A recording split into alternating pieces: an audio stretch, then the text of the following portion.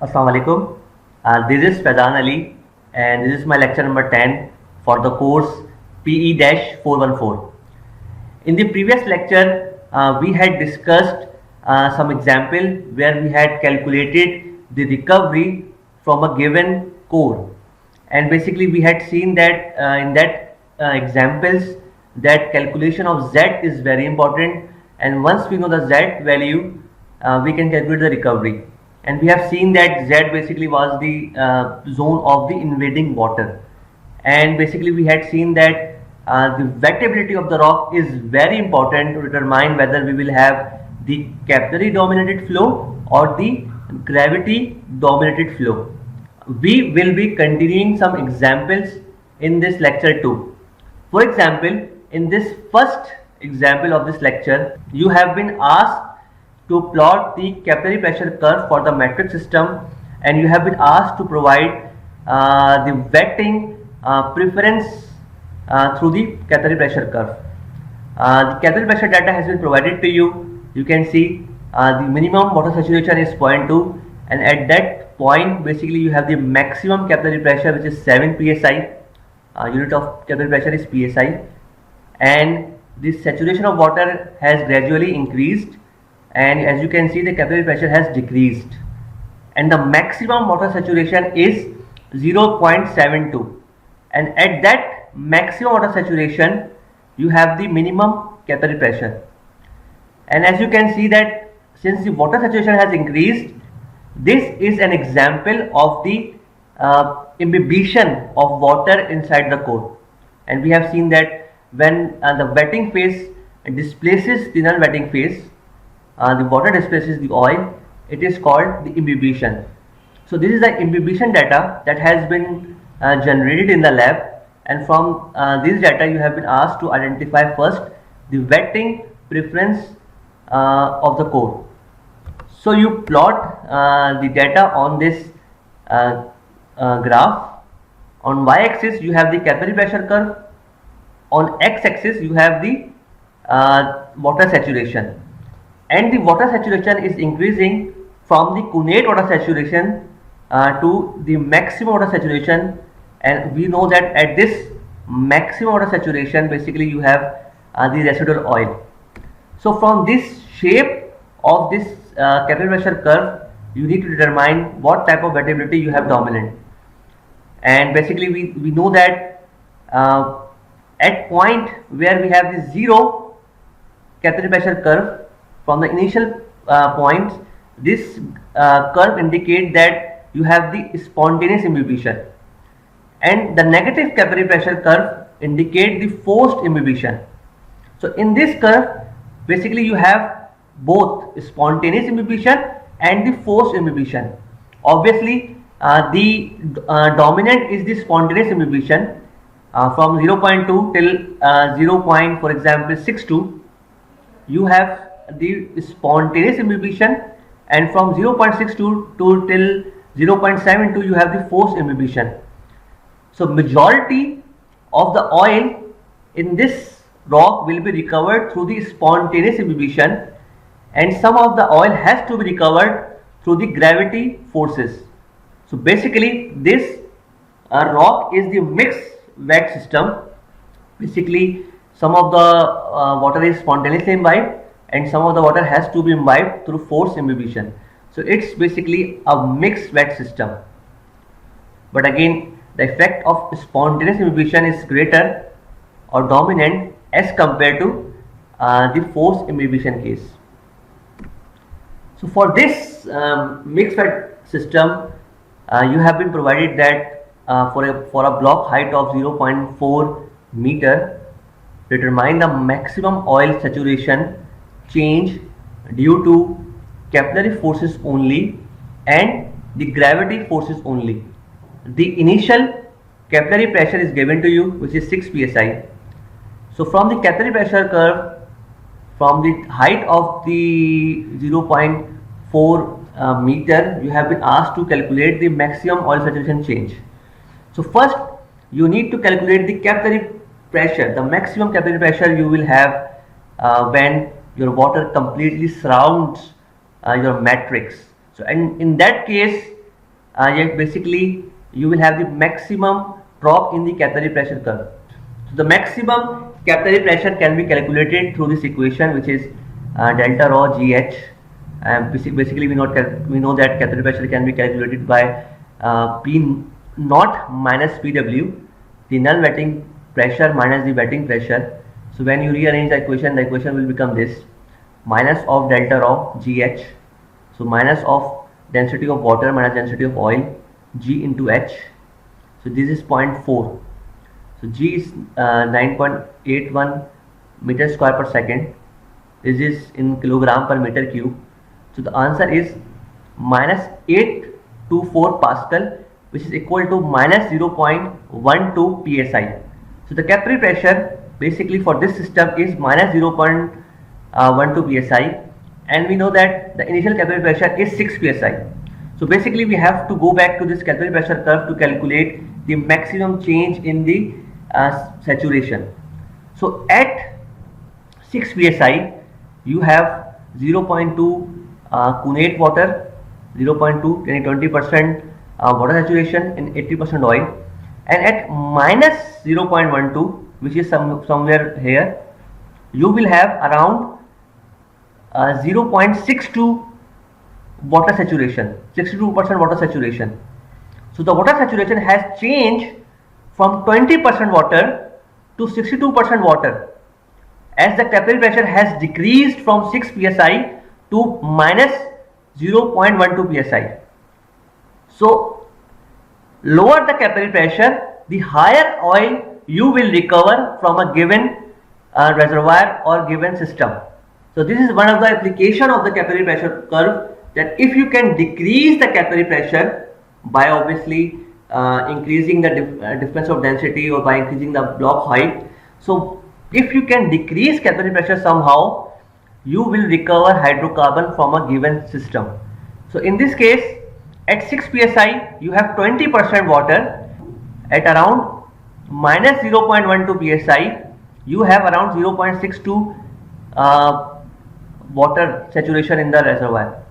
So the saturation change, the maximum saturation change is 0.42, as written over here, that at 6 psi you have 0.2 SW, at around minus 0.12 psi you have SW is equal to 0.62. So the maximum water saturation change is 0.42. From this 0.42 we can determine how much we will get from the spontaneous imbibition and how much we will get from the gravity dominated region. And we know that from initial cunate water saturation till 0.6 we will have the spontaneous imbibition, and from 0.6 to 0.62 we have the forced imbibition.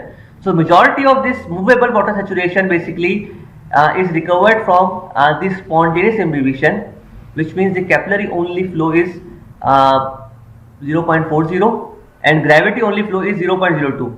Obviously, accordingly, as water saturation changes, we have the recovery of hydrocarbon from this system. So that's how we can use capillary pressure curve to estimate the recovery. So let's move to a new example. For example, we are provided with a core sample. The size of the core sample is mentioned over here, and we have been provided the volume of oil produced from this core with time when this core was submerged in water in the lab. In this table, the oil volume produced versus time for the core plug submerged in the water is provided, and we have to calculate the maximum recoverable oil for the core plug and the recovery versus time. And basically we have to complete this column number 2 and this column number 4. We have been asked to use an appropriate scaling relationship for the system according to the predominated force, and complete column number 4 in the table by scaling the core recovery to the reservoir. So basically we have been provided the column number 1 and column number 3 of this table, and we have been asked to calculate the recovery, and basically we have been asked to convert this lab time into the reservoir time. And when we are required to convert the lab time into the reservoir time, basically we have been asked to use the appropriate scaling relationship. And basically the relationship changes as per the dominant forces in the reservoir.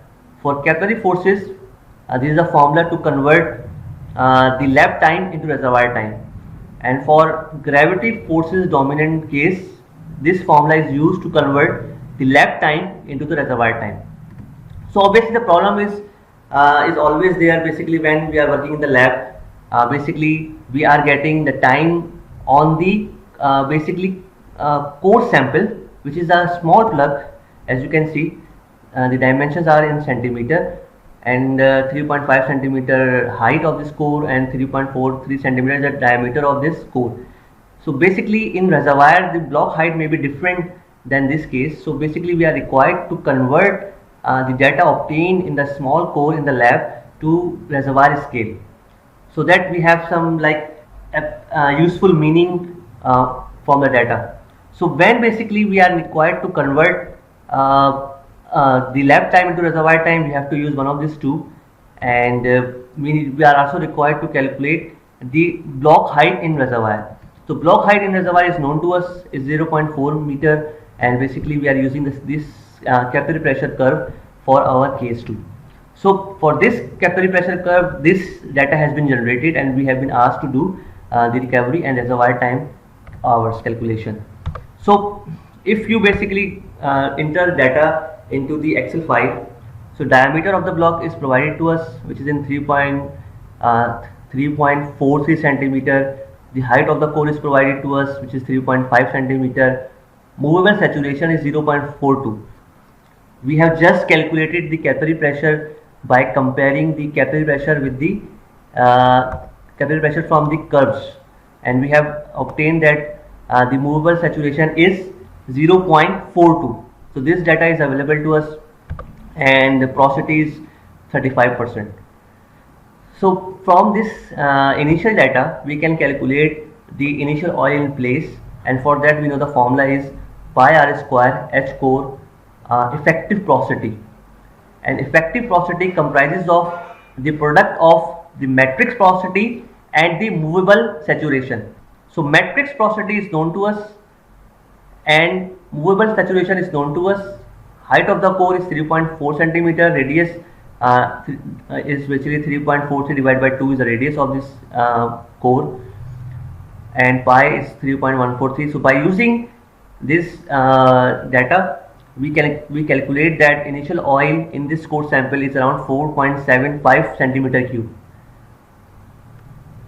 So volume of oil produced is known to us in centimeter cube. We can convert centimeter cube into meter cube simply dividing the number with this number, since we know that 1 meter is equal to 100 centimeter, which means 1 meter cube is equal to 10 exponent 6 centimeter cube. So we can convert centimeter cube into meter cube if needed. So basically recovery can be calculated by simply dividing the cell volume of produce at that time divided by the initial oil. And since the initial oil is constant in all calculation, a dollar sign, has you can see, is appearing against K5, and basically we know that by pressing F4 before K5 will fix this K5 for all calculation. So K5 is constant in all cell calculation, and the only thing that is changing is the cell value of E. Basically the volume of oil produced is changing because recovery changes with time. So for example, after 10 hours of laboratory, you will produce 68% from the core. Similarly, after 20 hours of laboratory time, you can see you have produced 93%. So volume of oil produced by this time divided by the initial oil will give you the recovery by this time. And basically in all the time your core is submerged into the water. So recovery calculation is very easy. You divide the volume of oil produced with the initial oil volume, and recovery is calculated automatically. So next task basically is to convert laboratory time into reservoir time because we are interested in reservoir time. So basically, to convert laboratory time into reservoir time, we need a formula, and the formula is over here. Basically, we know that in our case, the majority of the hydrocarbon is produced through the spontaneous imbibition, and when we have the spontaneous imbibition, we have the capillary forces dominant in our system. So when we have capillary force dominant, we can use this scaling equation to convert lap time to reservoir time. For that, we need the height of the block in reservoir. So height of reservoir block is given to us, which is 0.4 meter, which is 40 centimeter. So height of the reservoir block is given to us. Height of the lap core is also given to us, which is 3.5 centimeter. Lap time is given to us, so we can use this equation to convert lap time into reservoir time. So simply, basically, using the height of the reservoir, height of the core block in the lab, multiply with the lap time, we will calculate the reservoir time. Again, you can see that for all calculation, this H reservoir and H lab is constant. So again, we have used F4 to fix this H reservoir and H lab cell values. So it will not be changing for all calculation. The only thing that is changing is the lap time. So lap time is different for each calculation. So 1.6 hours in the lab basically is equal to 209 hours in the reservoir for same recovery, 13.3% recovery. And again, basically for the capillary dominated flow. Similarly, you can see that 53% recovery will be obtained, which is half of the half recovery will be obtained after this 953 hours. And obviously, you can convert hours into days by dividing the hours with 24. So if you want to basically calculate reservoir time in days, you have to basically divide this number with 24 to calculate the number of days. And basically, we know that when we double click, the formula will be automatically applied. So half of the recovery, 50% of the recovery will be obtained in 40 days. And similarly, if you want to recover the 100% recovery, the 100% recovery from this block in the flooded zone will be recovered in around 175 days. So when your reservoir block is submerged in the water, obviously when you are injecting water from the injection well, water will basically flood in near injection well and will move ultimately to newer areas. So in the flooded zone, when this block is surrounded by water, you will have the maximum recovery after around 150 days, and you will recover the half of the recovery from the block in 40 days. So that's how basically you use lab data to convert into reservoir data. You upscale your lab data to reservoir scale, and basically now we have the useful understanding from the data, that how much we will recover in a given time. So after calculating the column number 2 and column number 4, you can plot the graph, and this is basically the plotting between the recovery and numbers of reservoir time. So reservoir time in hours is on the x-axis and recovery is on the y-axis. So you can basically calculate how much you will recover in a given time, or how much you will recover. For example, if you want to calculate a time when you have 25% recovery, so recovery is known to you and you want to calculate that reservoir time, you can move from y-axis and read the time from the x-axis. For example, 60% recovery will be recovered in around 1200 hours, reservoir hours. So that's how you use this recovery versus reservoir time graph to calculate recovery when time is known to you, or the time of the recovery. In this example, the total thickness of a fractured reservoir is 100 meter, the matrix block height is 1 meter and the initial oil saturation is around 0.8. The fractured reservoir above is being water flooded. Assume that the fluid rock system is strongly water wet. As you can see from this capillary pressure curve, all of the oil is recovered through the spontaneous imbibition.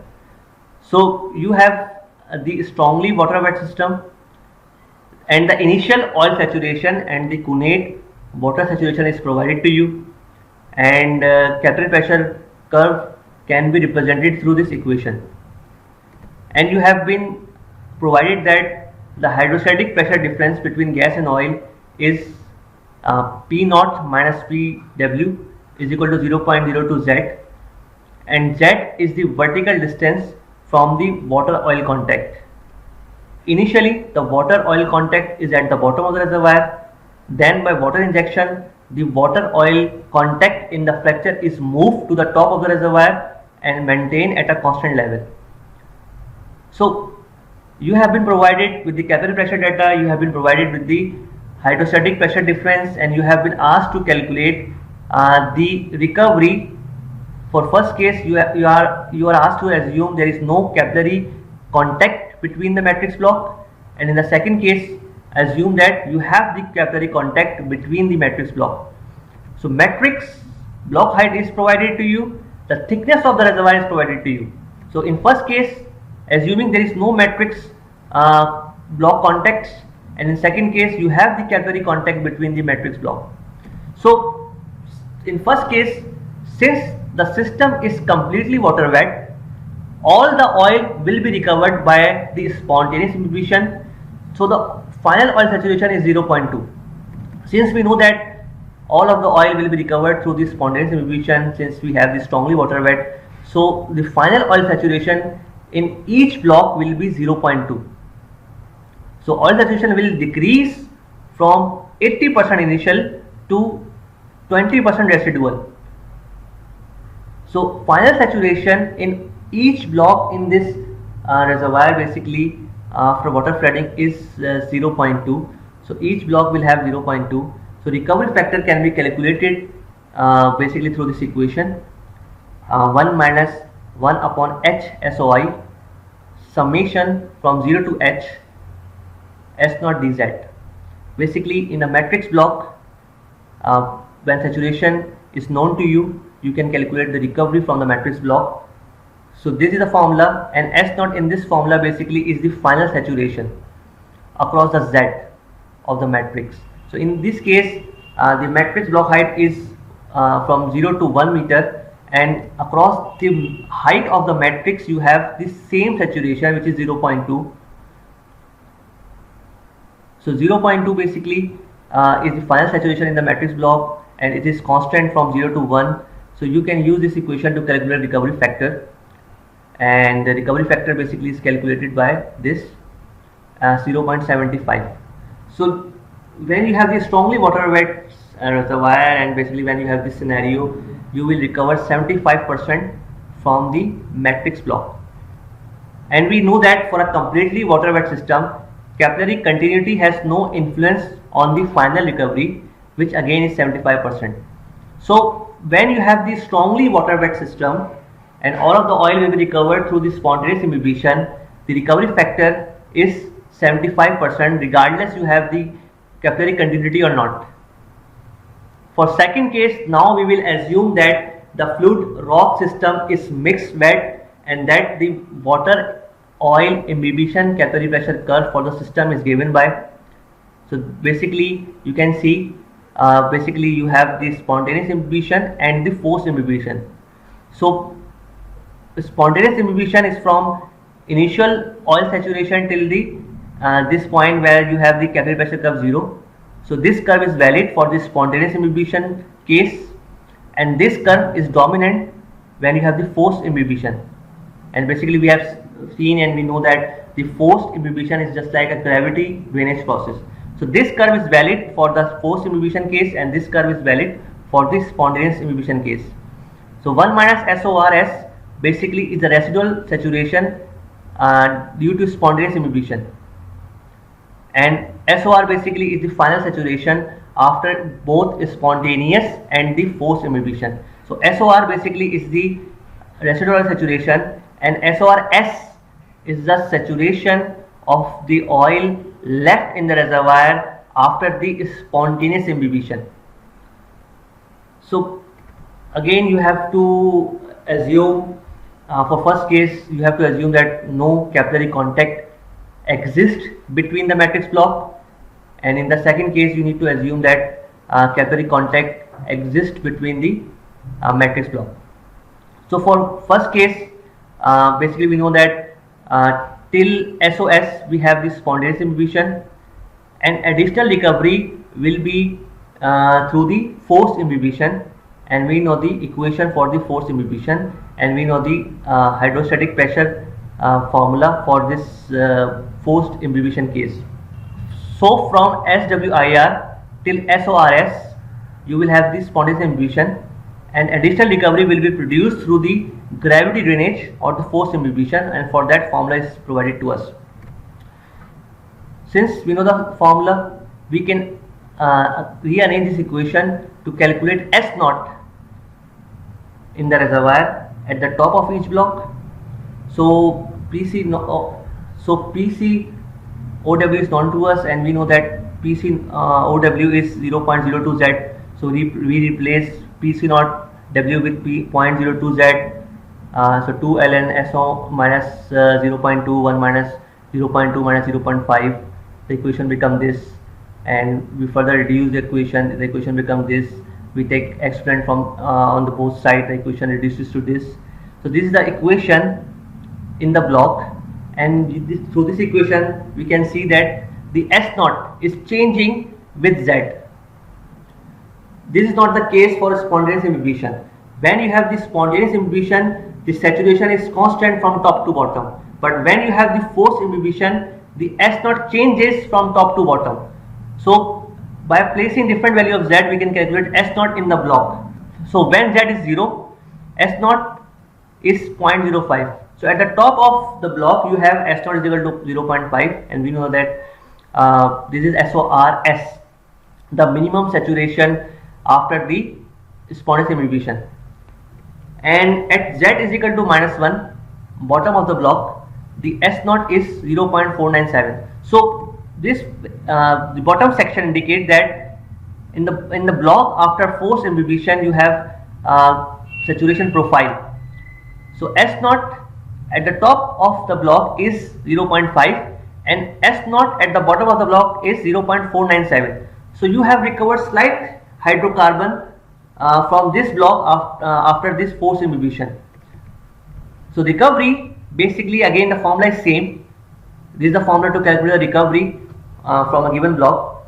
So S naught is now basically changing from top to bottom. So you cannot use a single value of S naught in this equation. So you will place the equation that you have derived from the capillary pressure curve, introducing the difference of hydrostatic pressure into the capillary pressure curve. So this is basically the equation that shows the variation of S naught across the Z, and the limit is now from 0 to -1. And we know that water oil contact has moved from bottom to top. So top has become our reference and we are moving down. So that is why we have taken -1 meter. So one limit is 0 and the lower limit is -1 meter. And this is S naught across this matrix block. H is known to us, SOI is known to us. So basically we will integrate this equation to calculate recovery factor, and recovery factor for first case is 0.375.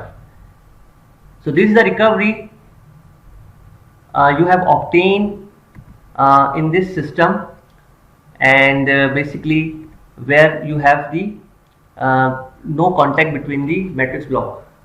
So considering the other case, basically when you have been asked to calculate the recovery when you have the capillary continuity between the matrix block, and we know that when we have capillary continuity, now forced imbibition will be dominant and will recover additional oil.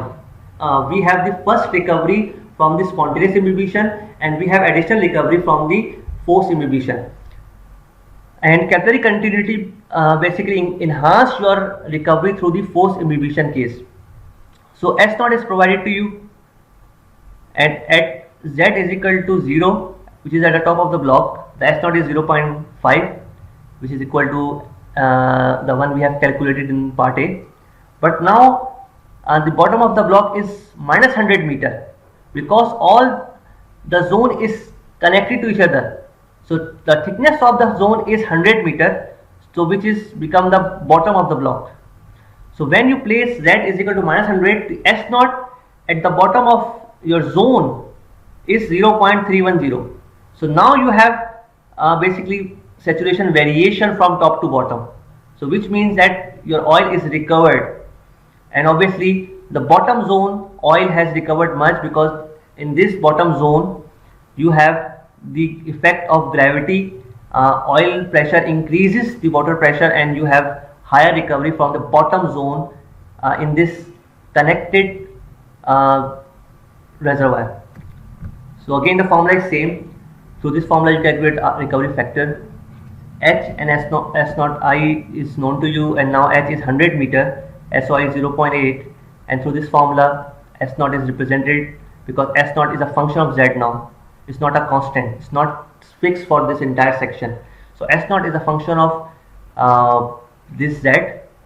So when you basically include this equation, integrate this equation, apply the limit, which is from 0 to minus 100, and again minus 100 is used because the reference is at the top of the zone.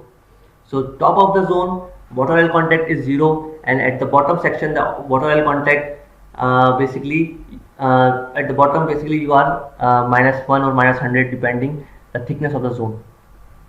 So the recovery factor in this case is 0.513. So when you have the gravity or the force imbibition case, this S naught is not fixed, so you have to use the equation of S naught with Z, because as Z changes, S naught changes, because with Z the capillary forces are changing. As Z with Z basically P naught minus PW is changing. So when you are using force imbibition, this Z naught is not fixed, but for the imbibition case, as we have seen that this S naught is constant, it's not changing with depth regardless you have the capillary continuity or not. So that's how you can calculate the recovery factor through correlations to obtain the recovery of given reservoir for the spontaneous and the force imbibition case, for both when you have the capillary continuity or not. That's all from my side for this lecture number 10 for PE-414. Thank you.